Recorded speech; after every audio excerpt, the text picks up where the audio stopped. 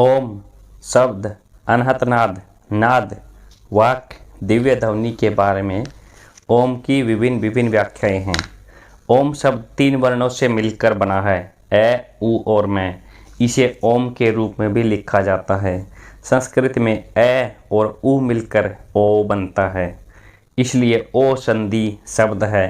ए, उ और मैं मिलकर ओम बनता है, जिसमें मैं की ध्वनि नासिका से निकलती है, जिसे संस्कृत में बिंदु या मैं के रूप में लिखा जाता है।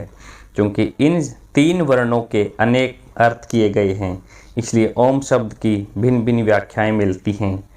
एक व्याख्या ध्वनि विज्ञान पर आधारित है। वाणी तंत्र कंठ से शुरू होकर होठों पर समाप्त हो जाता है। ए की ध्वनि कंठ से उठती है, जबकि उ का उच्चारण किया जाता है तो यह ध्वनि जिह्वा के मूल से उठकर मुंह को गोल करके होठों तक आती है। अंतिम ध्वनि में मैं होठों से पैदा होती है। यह ओम वाणी तंत्र से निकलने वाली सभी शब्दों का प्रतीक है। एक अन्य व्याख्या के अनुसार ए वर्ण से भाव सृष्टि, उ से भाव इसका पालन और मैं से भाव विनाश है। क्योंकि वैदिक परंपरा में परमात्मा कर्ता, पालनहार और संहार करने वाला है, इसलिए ओम शब्द परमात्मा का प्रतीक है। ओम समय का भी प्रतीक है। यह भूत, वर्तमान और भविष्य का प्रतीक है। यह इस बात का भी प्रतीक है कि भूत, वर्तमान और भविष्य से परे क्या है, इसलिए ओम परम सत्य है। ओम शब्द के 3 वर्ण स्वर्ग, मृत्यु और पाताल लोक के प्रतीक हैं। एक अन्य व्याख्या के अनुसार 3 वर्ण स्थूल, सूक्ष्म और कारण लोकों के प्रतीक है। ओम चेतना की अवस्थाओं का भी प्रतीक है। ऐसे भाव जागृत अवस्था से है, उ से स्वप्न अवस्था से और मैं से गूढ़ निद्रा यानी सुषुप्ति के समय की शून्यता से है। ओम से भाव है इंद्रियों से परे की तुरीय अवस्था, जो शुद्ध चेतना है।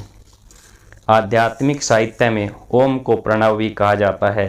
यह संस्कृत के शब्द प्रणोति से बना है, जिसका अर्थ गूंज अथवा गुंजार है।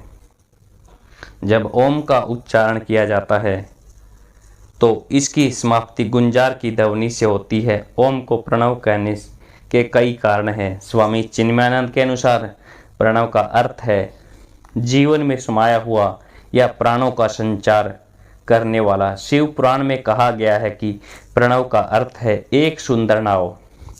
आध्यात्मिक साधना करने वाले इसमें बैठकर भवसागर को पार करके परमात्मा के चरणों में पहुंच सकता है। प्रणव से यह भी भाव है कि यह सृष्टि तुम्हारे लिए नहीं है, और प्रणव वह है जो मोक्ष की ओर ले जाता है। अथर्वशीखा उपनिषद के अनुसार ओम को प्रणव इसलिए कहा गया है क्योंकि इसके भाव से इंद्रियां नियंत्रण में आ जाती हैं और यह परमात्मा की ओर मुड़ती है।